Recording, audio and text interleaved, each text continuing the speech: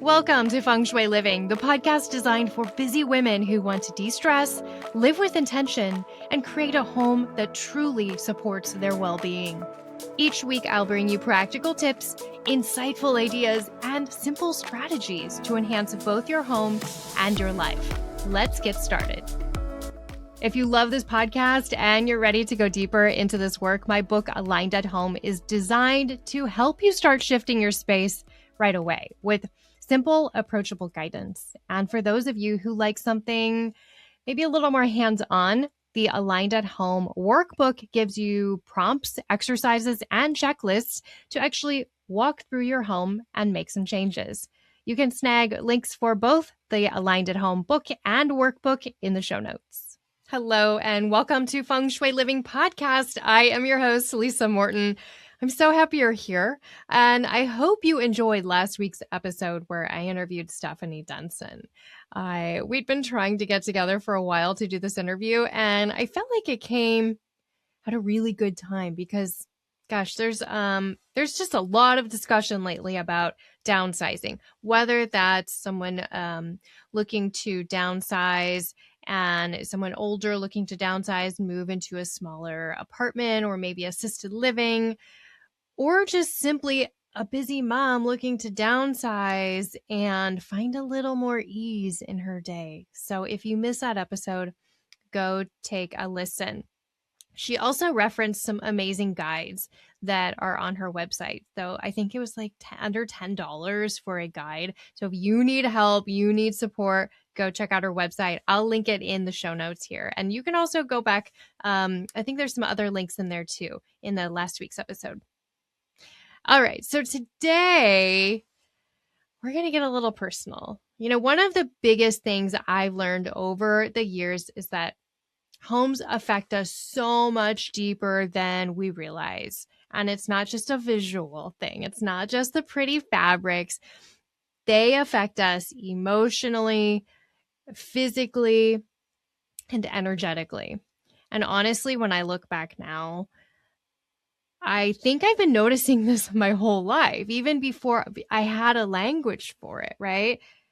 I had this knowing or this sensation that I didn't quite have a word for, but I could sense it. So today's episode, as I said, is going to be a little more personal.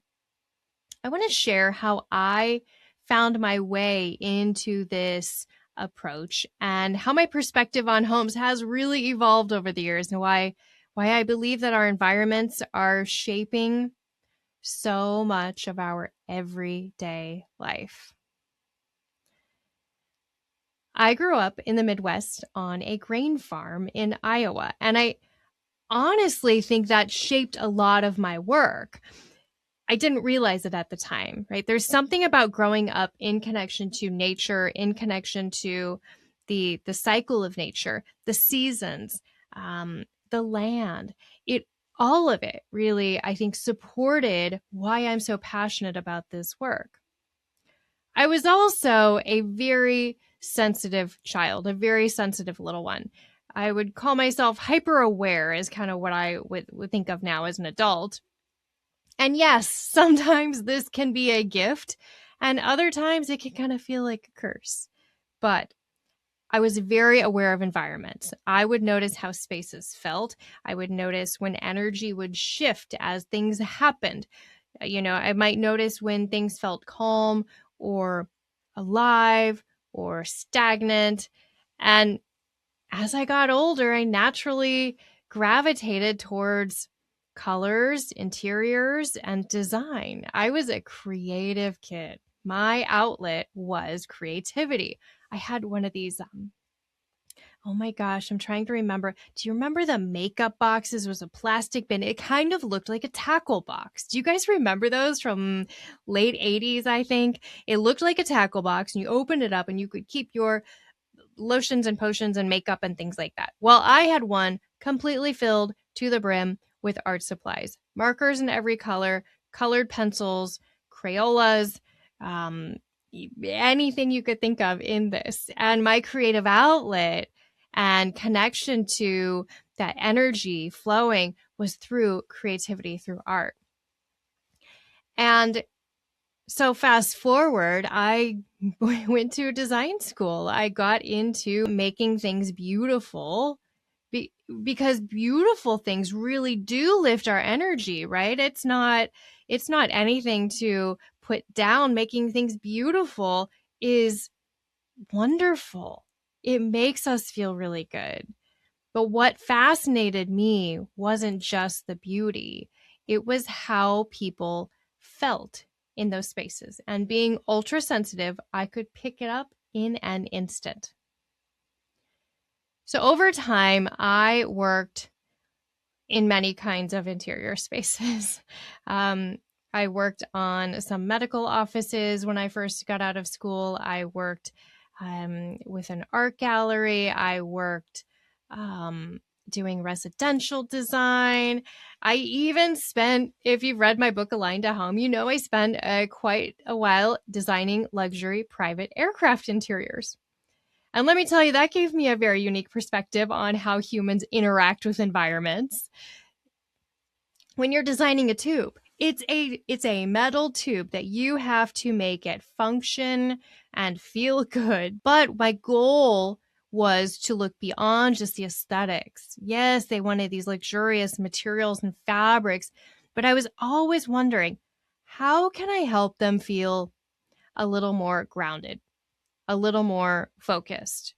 Because on one hand, yes, a private jet certainly feels like a little excess, right? Certainly not needed. However, some of these executives were making very important decisions. I wanted them to feel supported. I wanted them to go on their flight, to land, to go into that powerful meeting and speak with confidence, to feel empowered, not exhausted from a flight. Sometimes there were families. I remember we even designed a crib to be like mounted in the plane so the baby could be in the crib. Yes, it was a little much, but I wanted to do the best job I could possibly do. And that experience really taught me so much.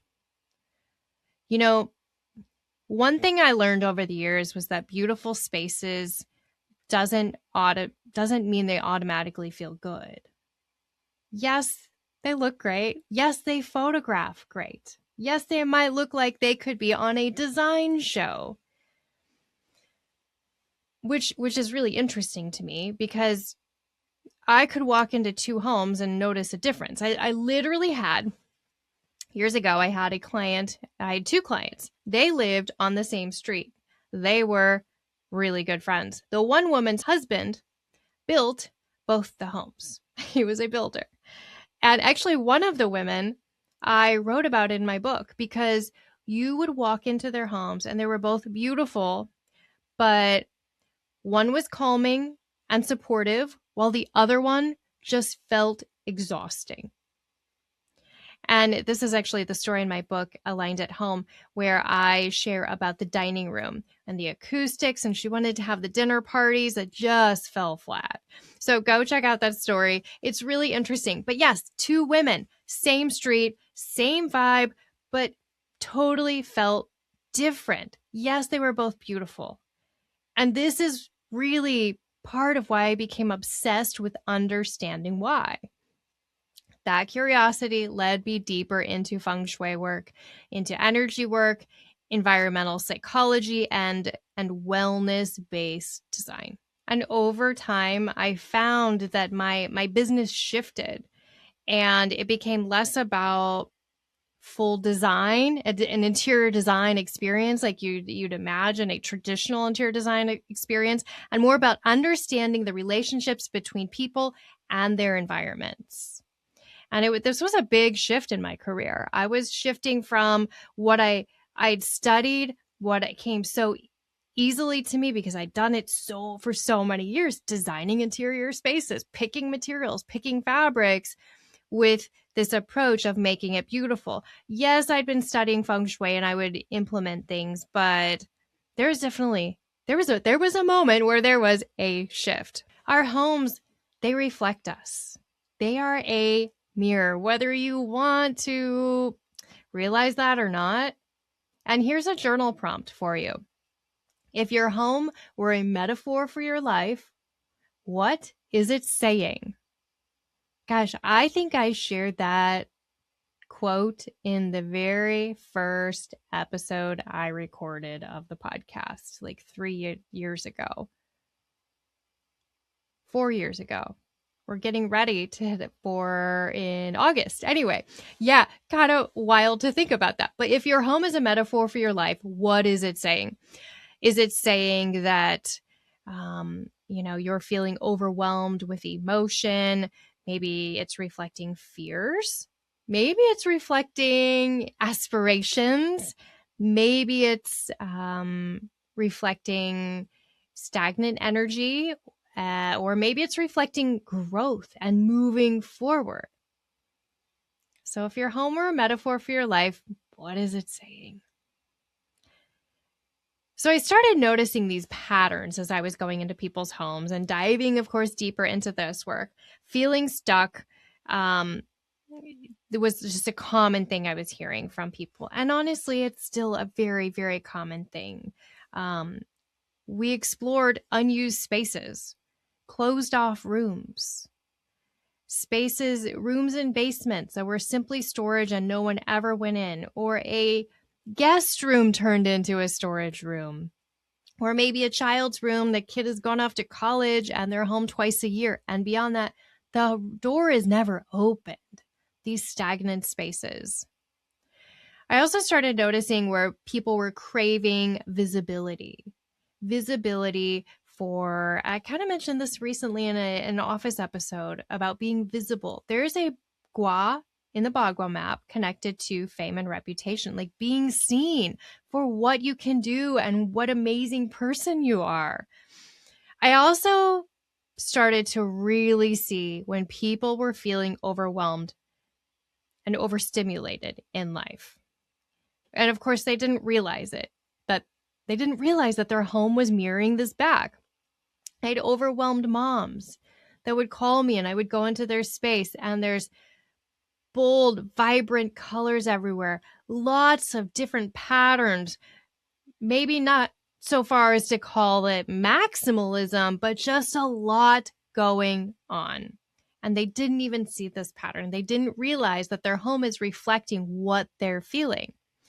And really, once I started seeing all this, I couldn't unsee it. And I think one of the biggest misconceptions about Feng Shui is that it's just these random rules or tips or tricks. And it's like a move this here or place this there, add this object, and you'll have good Feng Shui. But real Feng Shui, real environmental support is so much deeper than that. There are some people that are maybe newer to the practice that like to share that good Feng Shui versus bad Feng Shui. And you know my stance on this. I don't like to look at anything as good or bad. Think of it more on a sliding scale. We want to bring in better energy and get rid of the not so good energy in our spaces. So you might feel like you hear a lot of tips or tricks, but when you're diving deeper, it is so much more. After 15 years and like 4 certifications, I've even just developed this different understanding of it. I look at how someone moves through their home, how they navigate their home, how their family moves throughout their home, how they emotionally experience the space, how the layout of the furniture might be communicating something to them or about them. I can notice where energy gets blocked easily or it gets stagnant. I can see instantly how the nervous system is responding. I'll sit down with a client in 5 minutes. I can see how they're reacting to the color on the walls or the pattern on the sofa. And here's another important thing. I can see what's happening outside the home and how it's affecting the interior. Because our homes, it's not just this little box that we live in. It's this environment that's surrounded by whatever's right outside. Is it a beautiful pond and some trees? Is it a cluster of buildings? Is it noisy construction going on next door? Maybe there's a mountain off to the side. This all deeply affects the environment of your home. And this is actually what led me to create the intuitive home method, my 30-day transformation. I realized that people, they didn't just need the information. I mean, sure, some people still want the quick consult. I give them what they need to know and they implement on their own. They have the time, they have the interest in doing it. But then I found people that needed more than just the information. They needed support while they were moving through this change. Creating an aligned home isn't just about the home itself. It's this whole process, right? We start with looking at our space with those fresh lenses. What do we need to release? But then we move into the full assessment, and then we move into how to stay the course. Because we can do all this great work, but if we don't have a plan, we don't have a system to move forward, then it's not going to last. I had this one client actually who was on the East Coast, and her mother-in-law had moved in to live in their home in the basement. And she was for it, right? She wanted her mother-in-law to come and live with them so they could help her. I believe her father-in-law had passed away, so her mother-in-law was all alone. And it was going to be this great experience too for the kids to get a little closer to their grandmother. But my client started noticing a sense of loss of control. But what was really interesting here is it wasn't loss of control connected to the grandmother. It was just loss of control in her life. And so we pinpointed some really interesting areas that were causing this sensation. And it honestly had nothing to do with grandma. It was primarily the garage that they had to walk through all the time, and it was just packed to the brim. So by clearing out the garage, she felt more control of her life and what's happening and felt more ease with grandmother moving in. That was a really interesting conversation with her. What I love most about this work is really watching the people connect to themselves and with their environments. I had another client way up in northern Michigan. I think she was like a block from Lake Superior, and she was an artist and kind of lost this spark that was happening with her art.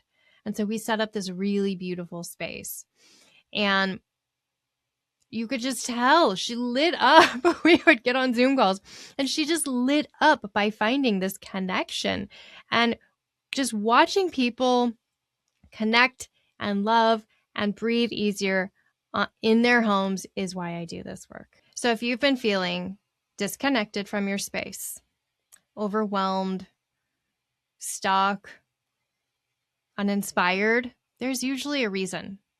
And often the answer, it doesn't have to be as complicated as we think. Sometimes we just need to look at our home with those different lenses and just pay attention a little differently to our homes and to our surrounding environment.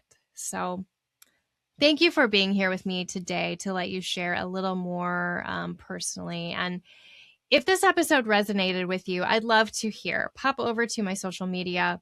If you want to learn more about the intuitive home method, this is very limited acceptance. Due to my workload, I only take on so many clients, typically about 3 per month, because it is a 30-day commitment. I have one spot open for July. I have 2 spots, I believe, for August. So if this sounds like something you want to do, you can pop over to my website to learn more, or schedule a free 15-minute discovery call and we can kind of talk through and see if it's a good fit for you. All right. Thank you so much for joining me on this little deeper personal dive, and I'll see you at our next episode. Take care. Special thanks to our sponsor, Elevated Living School of Holistic Design and Feng Shui. For more information, head over to the show notes. If you enjoyed this episode, be sure to subscribe, give us a 5-star review, and share this episode with a friend. We'll see you next time.